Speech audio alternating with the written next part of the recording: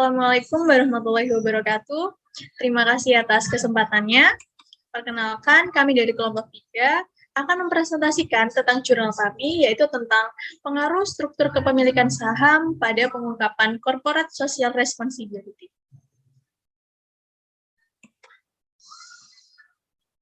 Nah, sebelum itu, izinkan saya untuk mengenalkan anggota dari kelompok 3. Yang pertama ada saya sendiri, yaitu Sinda Yektika Safian Putri dengan NIM 2019-210393, dan ada rekan saya, Erni Arawati dengan NIM 2019-210450, dan ada rekan saya lagi, Astri Nanda Pratiwi dengan NIM 2019-210525, dan yang terakhir ada rekan saya, Randy Priyambudi, dengan NIM 2019-210597. Nah, di sini saya akan mempresentasikan atau menjelaskan tentang bab pendahuluan yang pertama. Nah, selanjutnya saya akan menjelaskan tentang Corporate Social Responsibility atau CSR. Nah, Corporate Social Responsibility atau CSR ini merupakan sebuah gagasan yang menjadikan perusahaan itu tidak lagi dihadapkan pada tanggung jawab yang berpijak pada single bottom line, yaitu nilai perusahaan yang direfleksikan dalam kondisi keuangannya saja.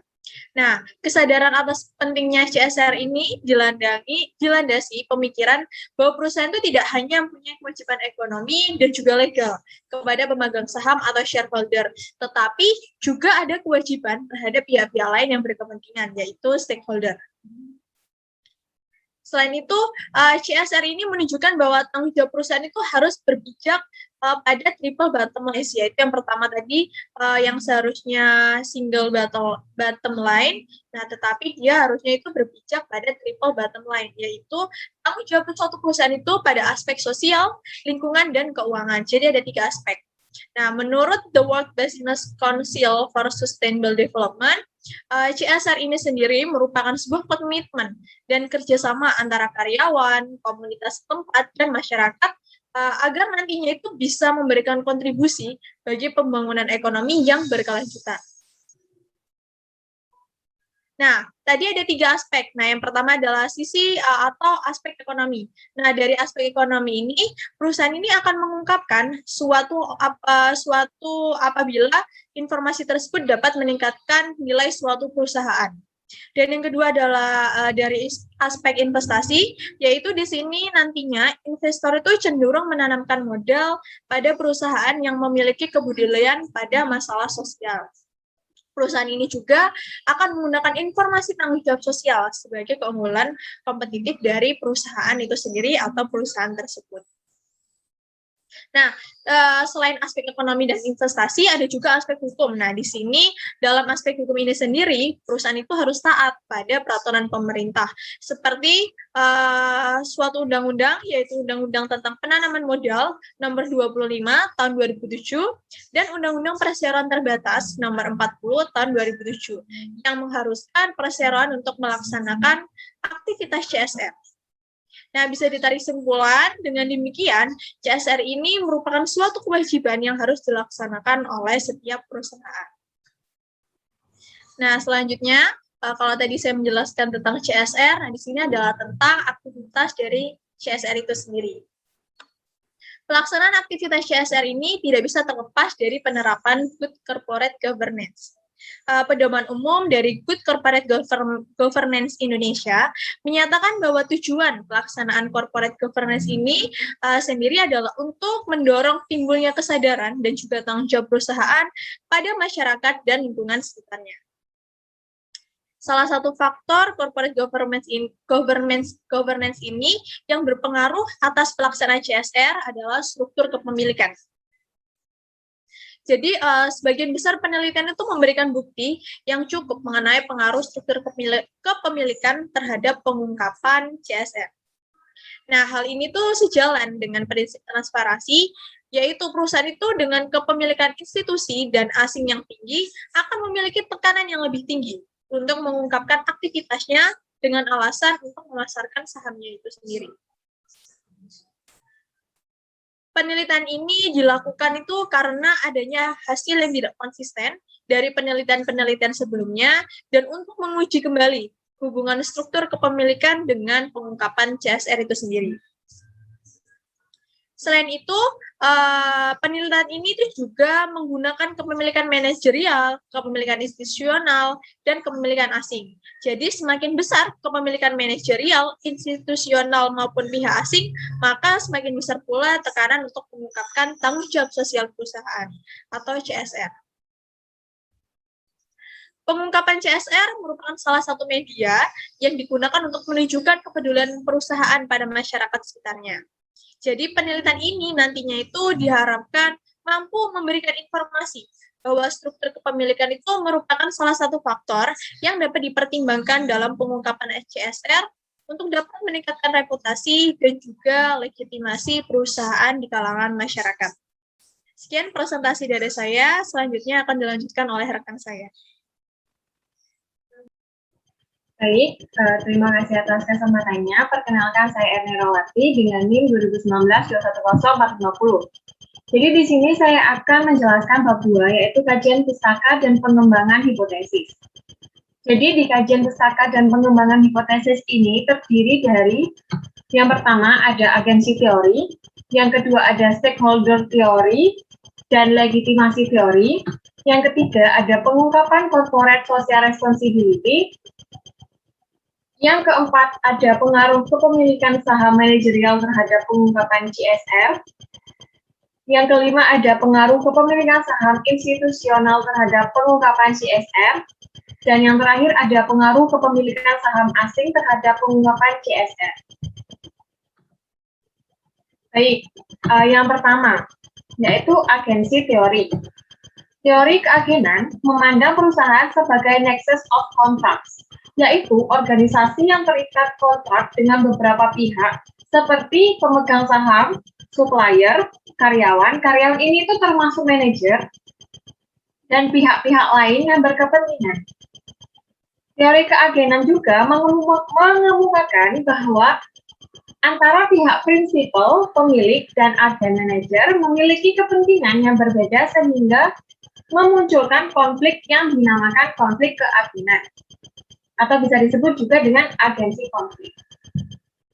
Struktur kepemilikan merupakan salah satu aspek corporate governance yang dipandang sebagai mekanisme kontrol yang tepat untuk mengurangi konflik keagenan karena dapat meningkatkan proses monitoring dalam perusahaan. Yang kedua, yaitu stakeholder agensi dan legitimasi teori. Teori yang mendasari penelitian ini adalah stakeholder dan legitimasi teori. Stakeholder teori ini menyatakan bahwa kelangsungan hidup perusahaan tergantung pada dukungan stakeholder yang mempengaruhi atau dapat dipengaruhi oleh aktivitas perusahaan. Legitimasi teori ini juga menyatakan bahwa organisasi harus secara terus-menerus mencoba untuk meyakinkan bahwa mereka melakukan kegiatan sesuai dengan batasan dan norma-norma masyarakat. Legitimasi dianggap sebagai asumsi bahwa tindakan yang dilakukan suatu entitas merupakan tindakan yang diinginkan, pantas, atau sesuai dengan sistem, norma, nilai kepercayaan, dan definisi yang dikembangkan secara sosial. Yang ketiga ini pengungkapan corporate social responsibility. Ketentuan mengenai kegiatan CSR di Indonesia diatur dalam Undang-Undang Nomor 25 Tahun 2007 tentang penanaman modal dan Undang-Undang Nomor 40 Tahun 2007 tentang perseroan terbatas yang mewajibkan perseroan atau penanam modal untuk melaksanakan tanggung jawab sosial perusahaan. Ketentuan ini bertujuan untuk mendukung terjalinnya hubungan yang serasi dan seimbang antara perusahaan dengan lingkungan sesuai dengan nilai, norma, dan budaya masyarakat setempat.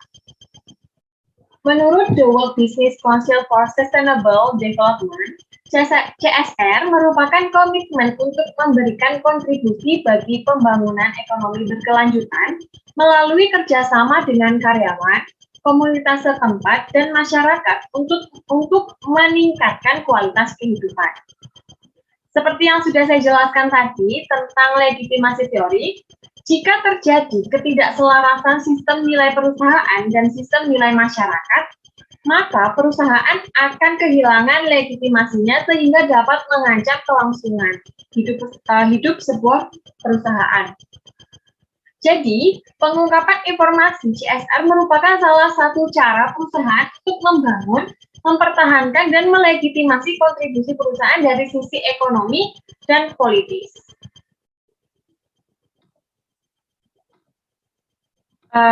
Selanjutnya, yang keempat, yaitu pengaruh kepemilikan saham manajerial terhadap pengungkapan CSR.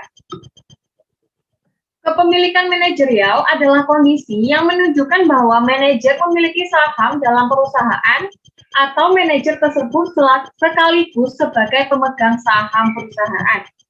Semakin besar kepemilikan manajerial dalam perusahaan, maka semakin produktif tindakan manajer dalam memaksimalkan nilai perusahaan.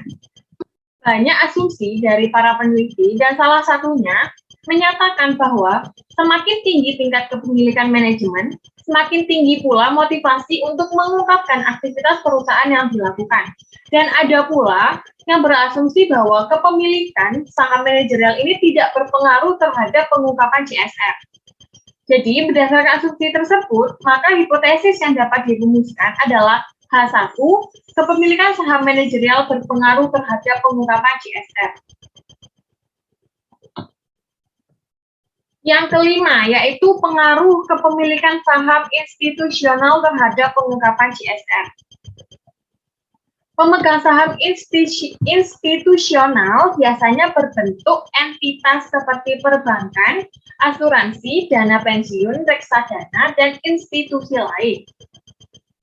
Investor institusional umumnya merupakan pemegang saham yang cukup besar karena memiliki pendanaan yang besar. Tingkat kepemilikan institusional yang tinggi menimbulkan usaha pengawasan yang lebih besar untuk menghalangi perilaku opportunistic manager. Banyak asumsi dari para peneliti, dan salah satunya menurut Mursalim 2007, kepemilikan institusional dapat dijadikan sebagai upaya untuk mengurangi masalah keadilan dengan meningkatkan proses monitoring. Pemegang saham institusional juga memiliki opportunity, resource, dan expertise untuk menganalisis kinerja dan tindakan manajemen. Investor institusional sebagai pemilik sangat berkepentingan untuk membangun reputasi pembangunan. Ada juga peneliti yang tidak setuju dengan saham institusional memiliki hubungan terhadap CSR, yaitu Barnay dan Rubin 2005, dan Kasmadi dan Joko 2006. Hipotesis yang dapat dirumuskan adalah H2, kepemilikan saham institusional berpengaruh terhadap pengungkapan CSR. Dan yang terakhir adalah pengaruh kepemilikan saham asing terhadap pengungkapan CSR. Kepemilikan saham asing adalah jumlah saham yang dimiliki oleh pihak asing atau luar negeri, baik oleh individu maupun lembaga, terhadap saham perusahaan di Indonesia. Selama ini, kepemilikan asing merupakan pihak yang dianggap konsen terhadap pengungkapan tanggung jawab sosial perusahaan. Ada beberapa asumsi peneliti terhadap pengaruh kepemilikan saham terhadap pengungkapan CSR ini tidak menemukan pengaruh kepemilikan saham asing terhadap pengungkapan CSR. Berdasarkan asumsi, penelitian ini mengajukan hipotesis H3, kepemilikan saham asing berpengaruh terhadap pengungkapan CSR.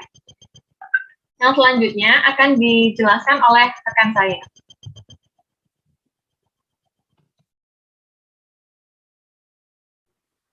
Baik, terima kasih atas kesempatannya. Saya Asrada Pratiwi dengan NIM 2019-210525. Di sini saya akan melanjutkan presentasi dari rekan saya, yaitu metode penelitian. Populasi penelitian ini adalah seluruh perusahaan manufaktur yang terdaftar di Bursa Efek Indonesia sampai tahun 2008.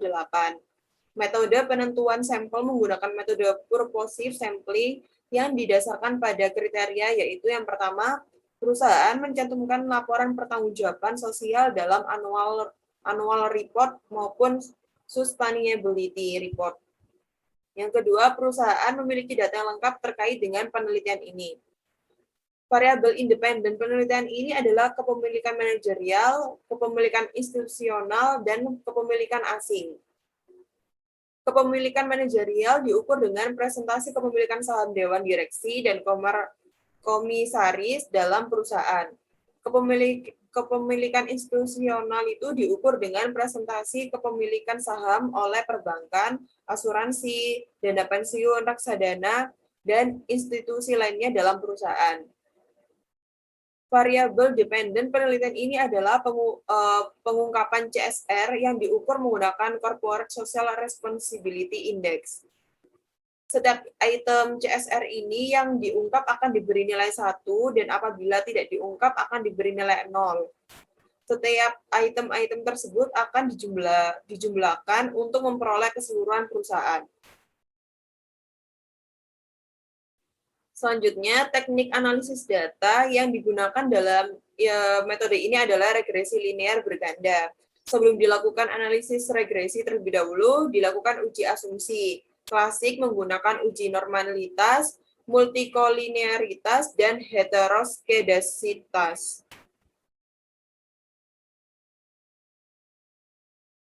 Selanjutnya, hasil dan pembahasan. Hasil uji asumsi klasik dilakukan menggunakan 3 uji asumsi klasik, yaitu tadi ada uji normalitas, multikolinearitas, dan heteroskedasitas. Nah, hasil uji normalitas ini yang sudah ada di PPT ini dapat disimpulkan hasil uji normalitas ini menunjukkan tingkat signifikannya ini di atas 0,05, yang berarti bahwa variabel-variabel dalam penelitian ini berdistribusi normal. Selanjutnya, uji multikolinearitas. Hasil uji ini menunjukkan nilai toleransinya itu lebih dari 10% dan nilai FIF kurang dari 10 sehingga dapat dikatakan tidak ada multikolinearitas dalam model regresi yang digunakan. Selanjutnya ada uji heteroskedasitas, yaitu hasil uji ini menunjukkan nilai signifikannya di atas 5%, sehingga dapat disimpulkan tidak terdapat heteroskedasitas dalam model regresi penelitian ini. Sekian dari saya, selanjutnya akan dilanjutkan oleh rekan saya. Terima kasih. Assalamualaikum warahmatullahi wabarakatuh. Terima kasih atas kesempatannya. Sebelumnya, perkenalkan nama saya Randy Priyambudi dengan NIM 2019-210597.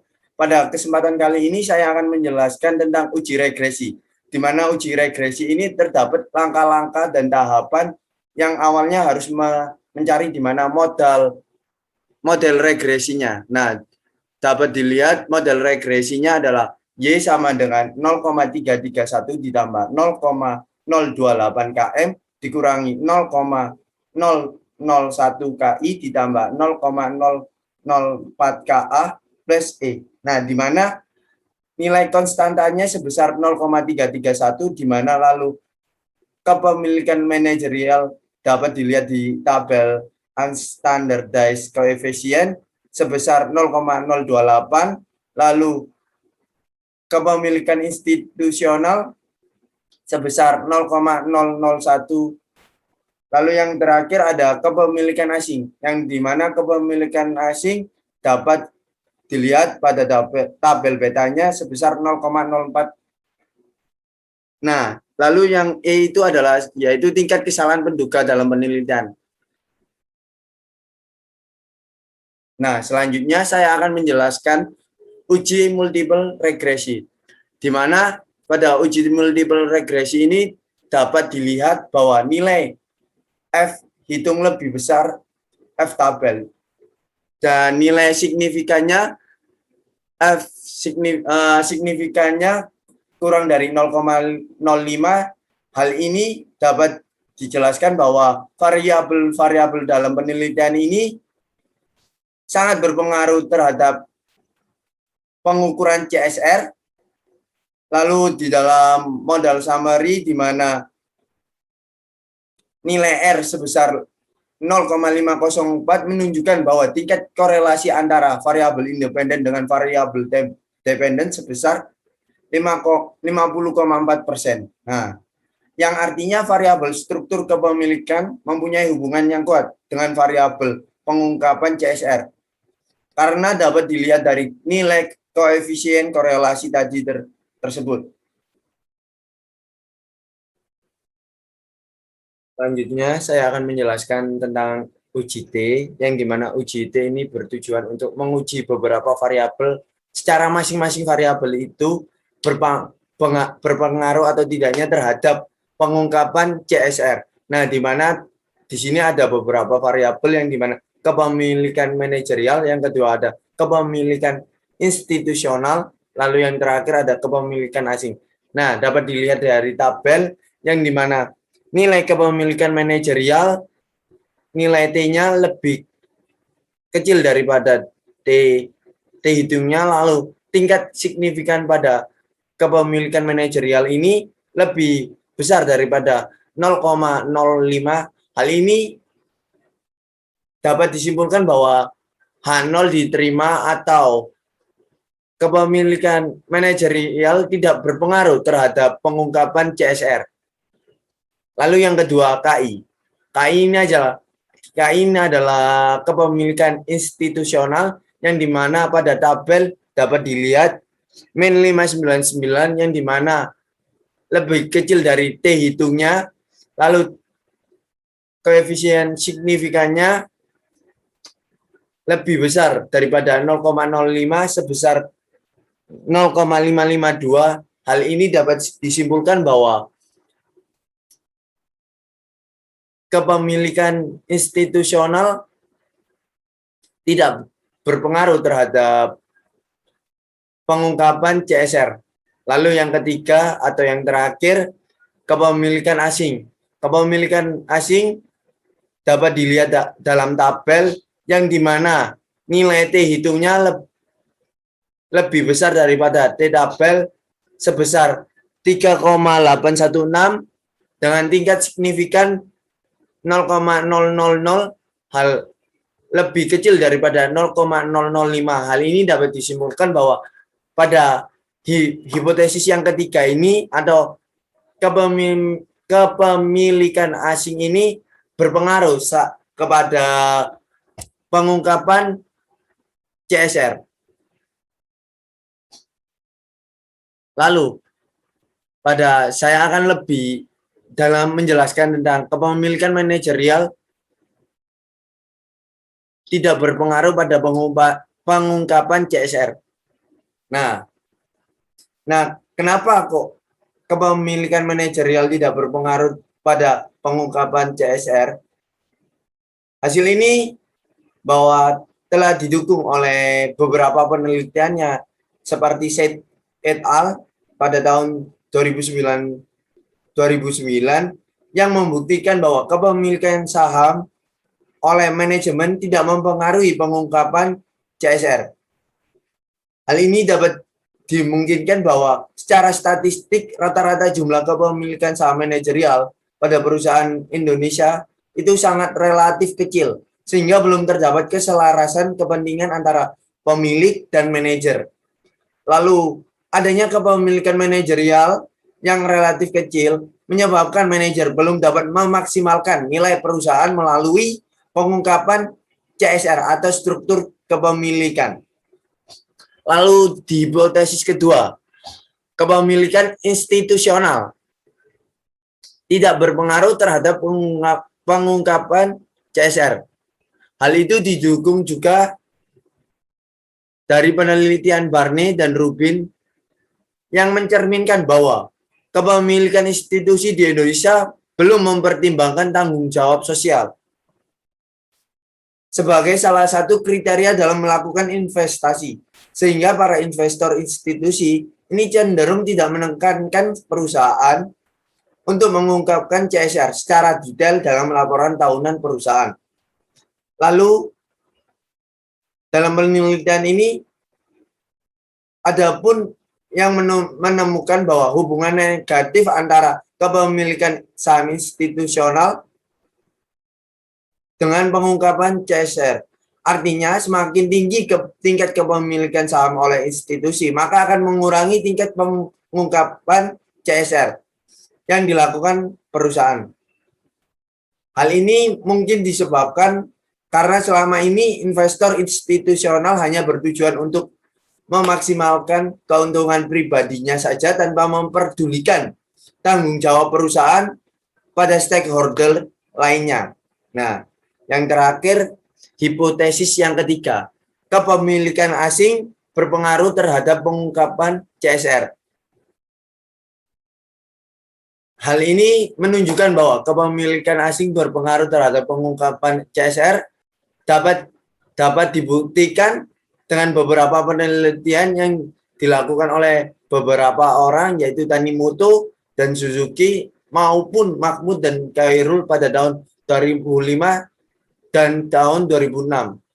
Hasil penelitian ini mendukung teori, di mana teori ini keagenan yang menunjukkan bahwa kepemilikan asing dalam perusahaan mampu menjadikan proses monitoring menjadi lebih baik sehingga informasi yang dimiliki oleh pihak manajemen dapat diberikan secara menyeluruh kepada stakeholder perusahaan. Hal ini juga menunjukkan bahwa secara umum kepemilikan asing di Indonesia turut peduli dengan isu-isu lingkungan sebagai isu sosial. Nah, isu sosial ini seperti hak asasi manusia, pendidikan, tenaga kerja, dan lingkungan. Lalu, isu sosial ini secara ekstensif harus diungkapkan dalam laporan tahunan perusahaan. Dengan demikian, dapat disimpulkan bahwa hasil penelitian ini, kepemilikan asing ini berpengaruh penting terhadap pengungkapan CSR. Nah, selanjutnya saya akan menjelaskan kesimpulan yang didapat dari penelitian ini. Hasil penelitian ini diharapkan untuk memberikan kontribusi di mana bagi perusahaan tersebut dengan kepemilikan saham perusahaan apakah berpengaruh terhadap pengungkapan CSR atau struktur kepemilikan. Hasil penelitian ini diharapkan menjadikan perusahaan lebih peduli terhadap pengungkapan CSR atau kepemilikan struktur kepemilikan di masa mendatang. Nah, hal ini dapat dilihat dari beberapa negara di Eropa sebagai salah satu informasi yang penting bahwa CSR itu sangat penting untuk kepemilikan saham itu sangat penting dalam pengungkapan CSR. Dapat dilihat dari negara tadi, beberapa negara yaitu seperti di bagian Eropa dan United States. Nah, dari manfaat yang diharapkan dari penelitian ini, bahwa struktur kepemilikan merupakan salah satu faktor yang dapat dipertimbangkan dalam pengungkapan aktivitas CSR perusahaan, di mana penelitian ini bertujuan untuk menguji kembali pengaruh kepemilikan manajerial, institusional, dan asing terhadap pengungkapan CSR. Dalam hasil hipotesis ini, yang dimana hipotesis pertama di mana kepemilikan manajerial tidak berpengaruh pada pengungkapan CSR. Hal ini mungkin disebabkan karena jumlah kepemilikan saham manajerial pada perusahaan di Indonesia relatif kecil, sehingga manajemen belum dapat memaksimalkan nilai perusahaan melalui